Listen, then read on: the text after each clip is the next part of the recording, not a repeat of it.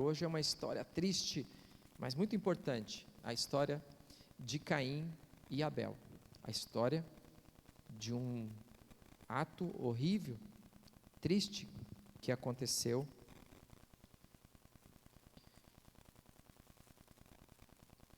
no livro de Gênesis.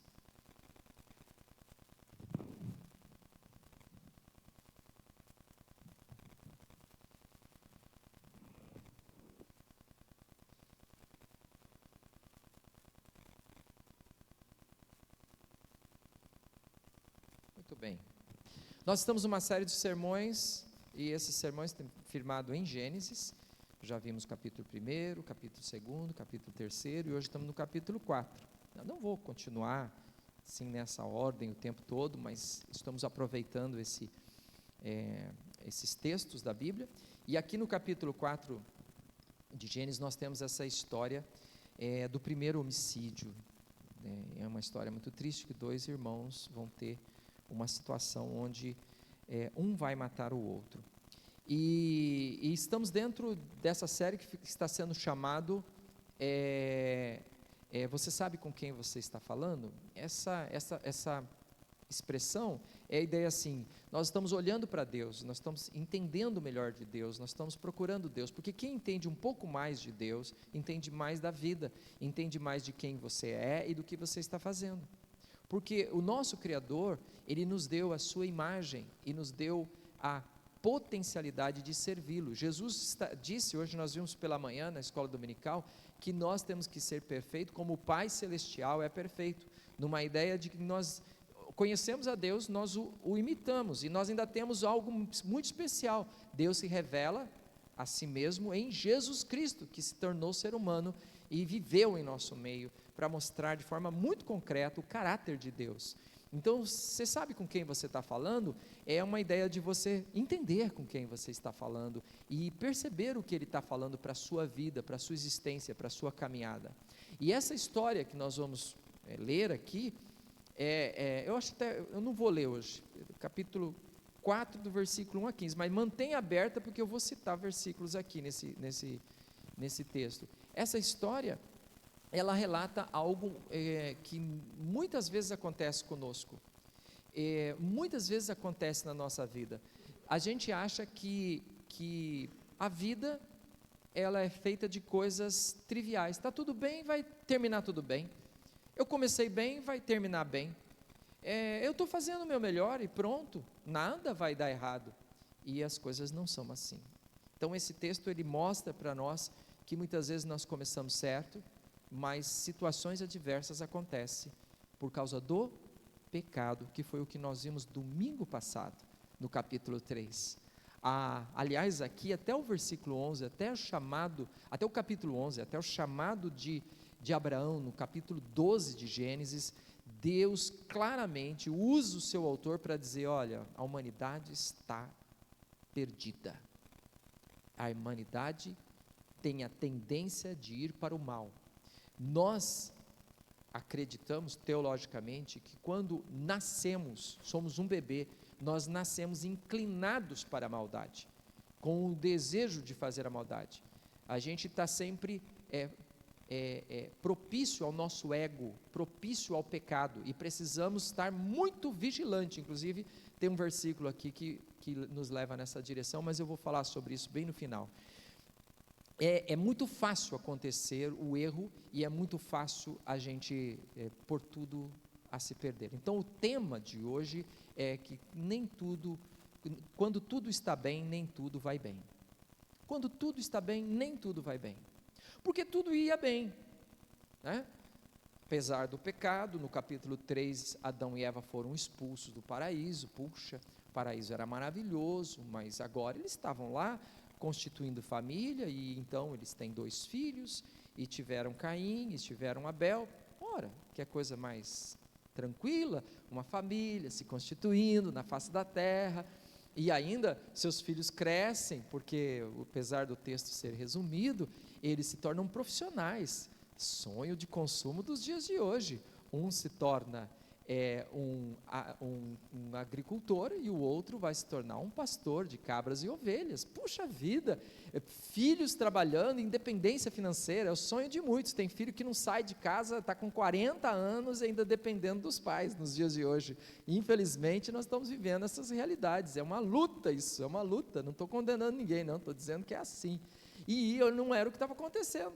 Adão e Eva estavam desfrutando de filhos adultos, maduros, pelo menos nesse aspecto, que agora estavam tendo suas profissões. Olha, então eles podiam dizer: meu filho é um agricultor, meu filho, ele é um pastor de ovelhas e cabras. Olha que beleza, que bom, tudo caminhando.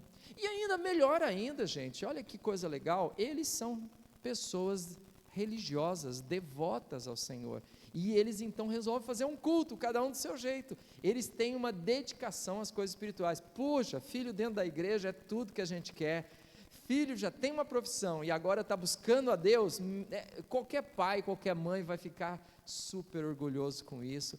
Então, Caim resolve fazer o seu culto, Abel resolve fazer o seu culto. Como é que se fazia o culto naquele tempo? Bom, os primeiros cultos, aqui é tudo o primeiro, né? O primeiro ofício, o primeiro casal, os primeiros filhos, a humanidade está começando, e eles resolvem fazer o culto, e eles fazem um amontoado de pedras, depois eles colocam, porque assim eram os altares, né? Eles colocam galhos, lenha sobre essas pedras, depois eles colocam sobre a lenha a oferenda, o que eles queriam oferecer para Deus, e queimam. Era uma ideia, naquele subir da fumaça, naquele cheiro que se incendiava ali, era uma ideia de que estava: Senhor, isso aqui é para o Senhor, isso aqui a gente está ofertando para o Senhor. Assim se prestava o culto, né? Assim por muitas vezes foi feito, por exemplo, por Abraão. Abraão era expert em fazer altares. Por que altares? Porque fazia uma parte mais alta de pedras, e ali colocava a lenha, e ali colocava o sacrifício, ou o que se oferecia para Deus. O texto diz que Caim pegou do fruto da terra, que ele era agricultor, colocou no altar e ofereceu para Deus, mas Deus não se agradou. Então Abel também pegou do seu rebanho e da melhor gordura, as primícias do seu rebanho, assim diz o texto, e a melhor gordura do seu rebanho, das suas ovelhas, colocou lá em cima do altar, queimou e ofereceu, e diz assim que Deus se agradou. E isso trouxe um ciúmes, trouxe uma revolta muito grande em Caim.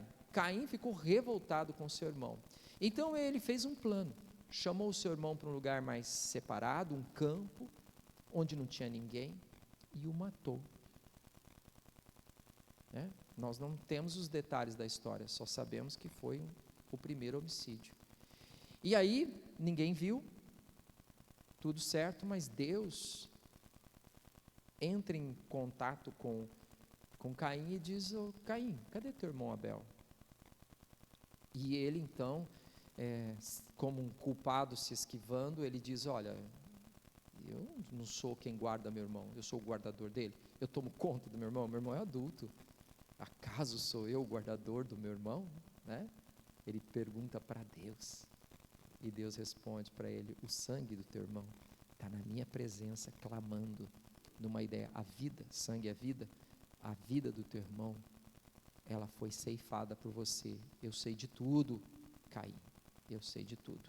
E Deus o amaldiçoa, Deus o amaldiçoa, ele expulsa ele daquele lugar, então ele vai ser deportado, está no verso 14, expulsou da terra, e aí no verso 11, agora amaldiçoado é você pela terra que abriu a boca para receber da sua mão o sangue do seu irmão, quando você cultivar a terra, esta não lhe dará mais a sua força, você será um fugitivo errante pelo mundo. Essa é a maldição de Deus sobre esse homem, ele tem que sair de lá, ele tem que ficar longe. Imagina, ele matou o irmão, vai ficar lá junto com Adão e Eva, não tinha cabimento, e agora ainda vai ter muito mais dificuldade para se sustentar.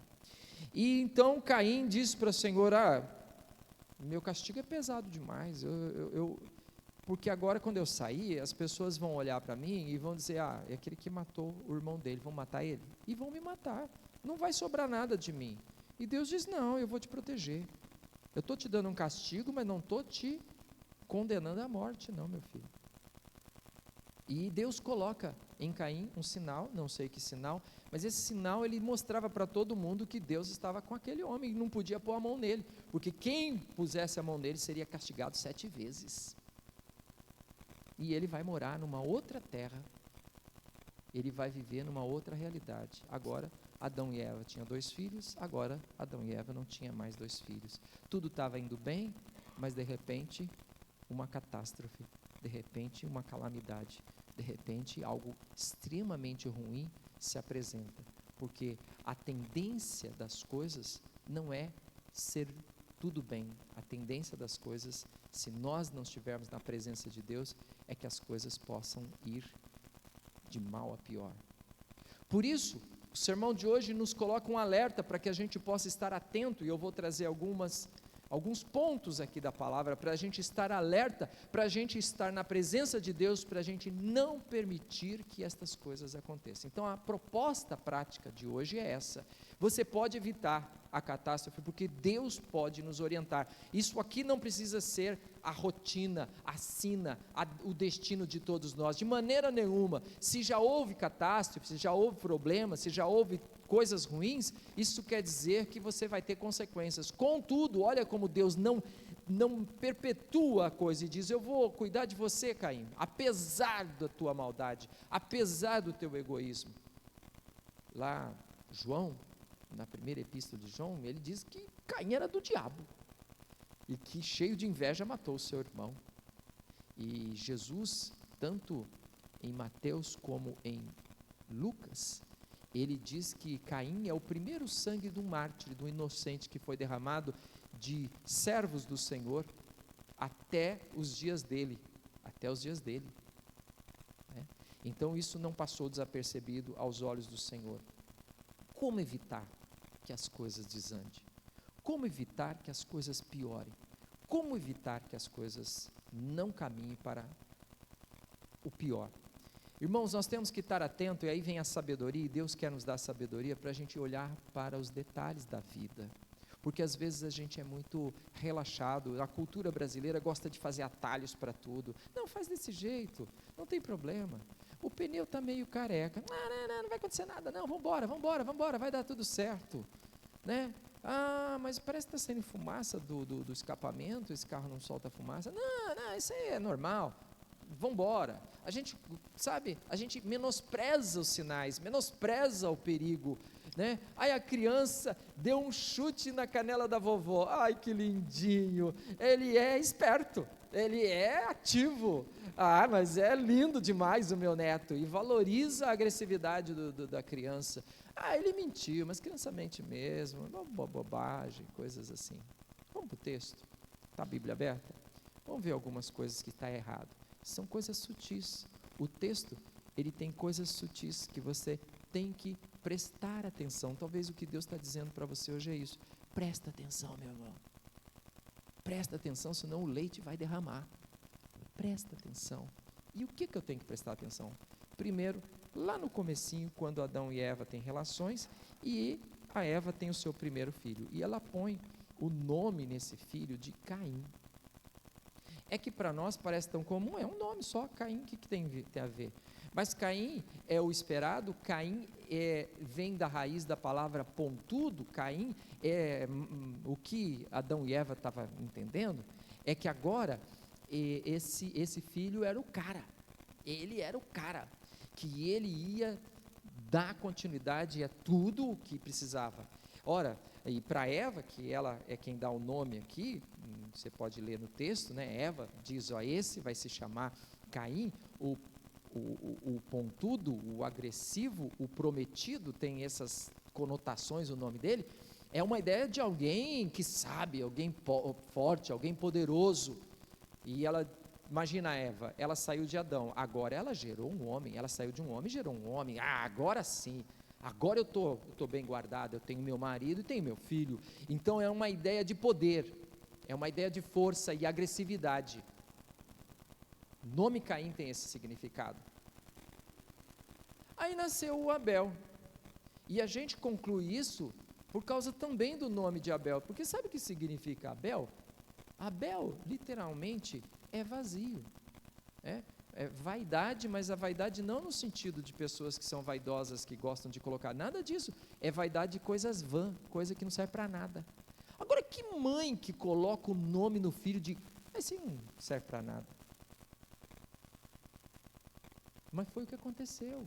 Presta atenção que a coisa já começou com sutileza. O nome, aliás, na Bíblia, presta atenção, os nomes querem dizer muita coisa. Os nomes bíblicos têm muito significado e muita importância. Olha Jesus que mudou o nome de Pedro, olha Paulo que acaba fazendo toda uma visão do seu nome. Paulo não mudou o nome, mas ele era Saulo e Paulo, e Saulo para os gregos e Paulo para os judeus, tem todo um significado. Presta atenção nos nomes da Bíblia, e aqui também.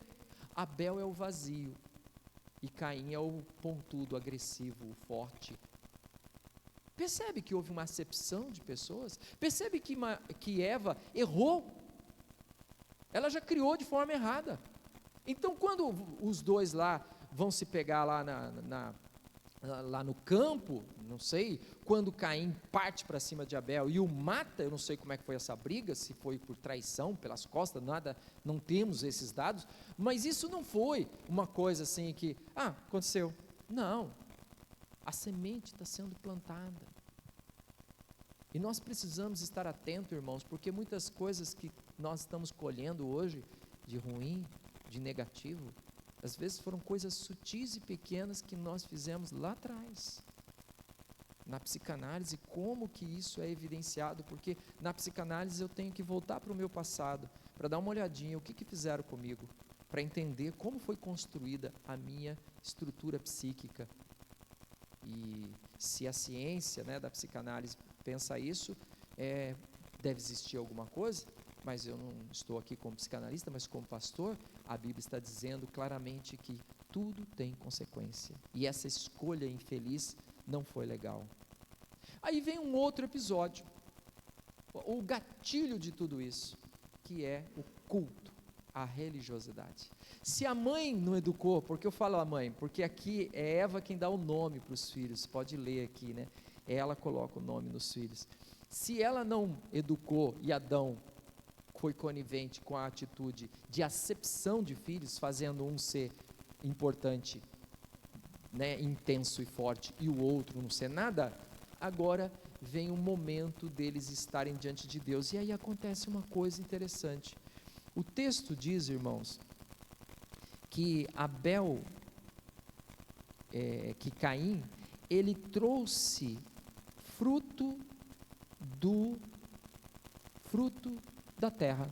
Não há uma menção de que isso era importante, de que isso tinha alguns detalhes, que isso era mais significativo. Ele pegou lá, sei lá, umas melancias, uns alfaces, uns rabanete, uns cereais, pegou lá um trigo e colocou lá em cima do altar.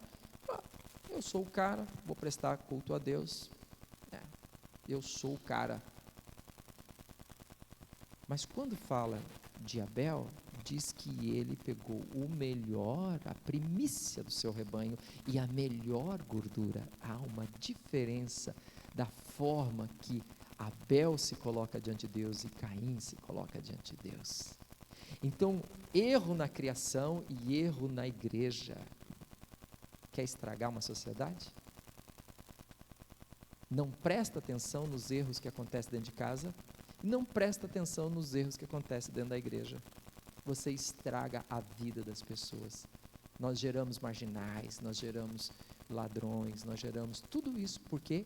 Porque não prestamos atenção nos detalhes do que Deus está falando, do que Deus quer, do que Deus nos aponta.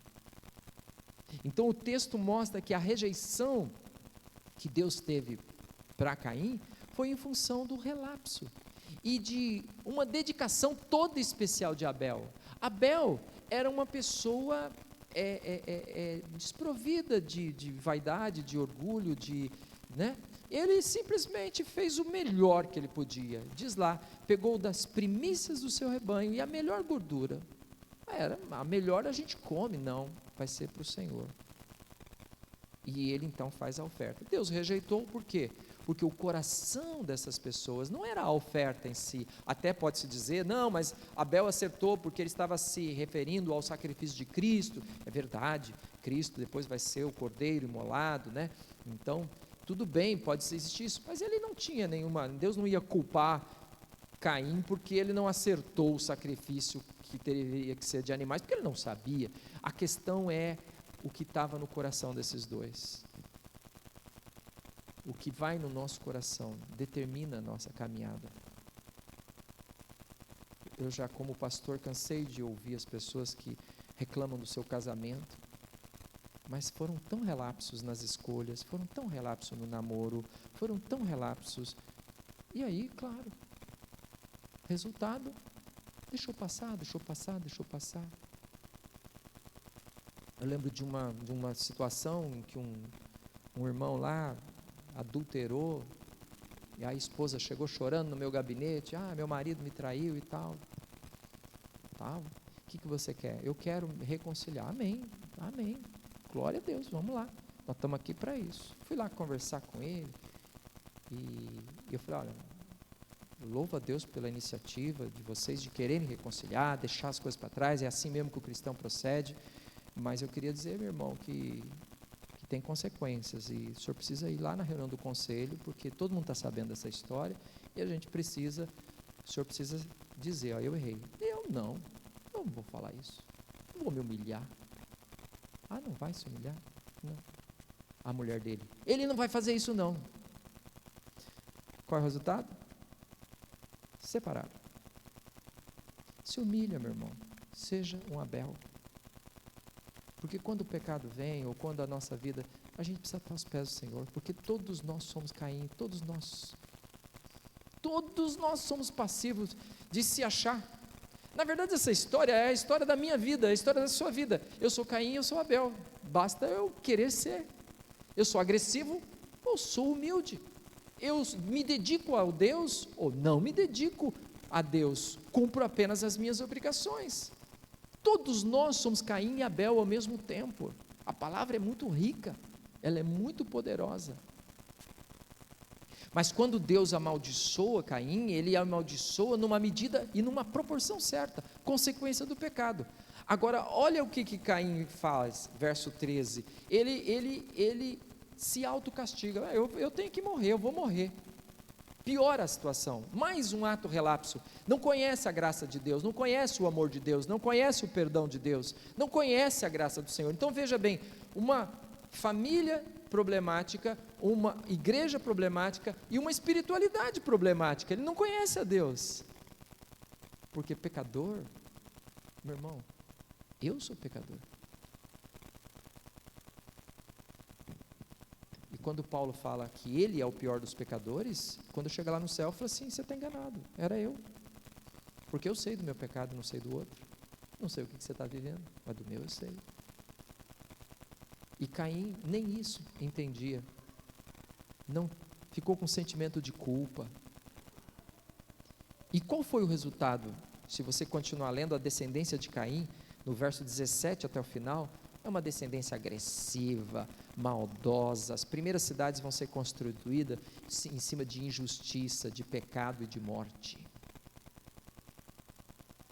E isso fica muito claro porque alguns detalhes não foram atentos. Qual a lição que nós tiramos aqui? A lição é que nós precisamos estar muito atento a alguns detalhes. Primeiro deles, nossos relacionamentos familiares. Em nome de Jesus, meu irmão, seja com quem for. Faz, pastor, já foi meu tempo, agora eu tenho pais idosos, eu cuido de netos. Relacionamento familiar aos pés do Senhor. Busque a Deus para você ser sábio, não estraga a tua família. Uma vez eu exortei uma avó que estava ensinando o seu filho a enganar a mãe, na minha frente, e era uma presbítera ainda. Eu disse, irmã, ela disse, pastor, isso é para bobagem, você está ensinando o teu filho. Gente, às vezes chega para a gente certas coisas que a gente faz que isso não é verdade, tem vez. Ela estava dizendo, você não fala para tua mãe não. E eu olhei para ela e falei, irmã, criança de 5 anos, que estava comendo uma coisa que a mãe não queria que ele comesse. Eu falei, mas não faz isso, porque o problema não é o que ele está comendo, o problema é o que você está ensinando. Uma avó. Então nós precisamos estar atento à nossa família, nossos relacionamentos maritais, nosso relacionamento com o filho, com os nossos avós, com os nossos irmãos. Isso é muito importante, isso é muito importante. Não vamos permitir que esse furo no pneu faça com que o carro acabe no acostamento. Não, vamos cuidar da nossa família. A igreja está aqui para isso, para a gente buscar sabedoria de Deus, para a gente ser maridos, esposas, irmãos, com a graça de Deus. Segunda questão, vamos zelar pelas coisas de Deus. Não é qualquer coisa que se oferece para Deus. Eu quero agradecer o pessoal da igreja, que depois da assembleia que nós conversamos sobre a questão financeira, houve uma significativa mudança na contribuição financeira. É uma parte, isso aí é um detalhe, né? O Marcos sempre fala, às vezes eu também falo, que nós não estamos aqui preocupados com dinheiro, né? Mas nós queremos fazer essa igreja caminhar, nós queremos que essa igreja tenha capacidade de pregar esse evangelho de Cristo. Então, os que contribuíram, continue contribuindo, mas faça com zelo, faça com amor. E nós precisamos de muito mais do que contribuição financeira. Nós precisamos de liderança, nós precisamos da tua participação, nós precisamos da tua presença, nós precisamos de oração, nós precisamos de zelo pelas coisas do Senhor, porque Caim não foi zeloso pelas coisas do Senhor, e ele se deixou levar. E quando ele fala com Deus, Deus fala para ele uma coisa muito interessante. Ele fala: Caim, o pecado jaz à porta. Depois você lê aqui no capítulo 4, dando uma ideia muito clara de que a coisa mais fácil é ele entrar. A coisa mais fácil é você colocar tudo a perder, porque você não valorizou a família e você não valorizou as coisas de Deus. Tem muita gente que vive uma espiritualidade do seu jeito. Eu quero falar para você que a espiritualidade tem que ser do jeito da palavra e de Cristo Jesus. Irmão, quem lê a Bíblia sabe do que eu estou falando. Deus torce a gente, diz: não é assim. A Bíblia fala com a gente. Você quer viver uma espiritualidade do teu jeito, como Caim? Não. Se humilha diante do Senhor como Abel. Ele vai aceitar o teu sacrifício. Ele vai aceitar a tua humildade. Mas humildade é desdobramento de vida, é de comportamento. Família e fé precisa de muita atenção. Há muitas mentiras, há muitas coisas que estão sendo pregadas erroneamente, e muita gente está permitindo que estas coisas contrárias à palavra de Deus tenha espaço dentro da sua vida familiar e da sua vida espiritual. Sabe qual é o resultado disso? É a catástrofe. Mas Deus é misericordioso, mas Deus é bondoso, e Ele está dizendo para você, para mim, para nós. Quando eu estava lendo isso aqui, eu fiquei fazendo vasculhando meus quartinhos, vasculhando todos os meus cantos da minha mente, e percebi muita coisa que eu tinha que, está errado isso aqui, não é assim que se faz, não é desse jeito. E Deus dizendo: mas eu estou com você, eu dei meu filho Jesus, ele é padrão, ele é modelo, e ele vai abençoar a tua vida pessoal, ele vai abençoar a tua vida espiritual. E essa catástrofe não tem que se repetir, porque em Cristo Jesus nós temos uma nova criação. Não somos descendência de Adão, somos descendentes de Cristo Jesus.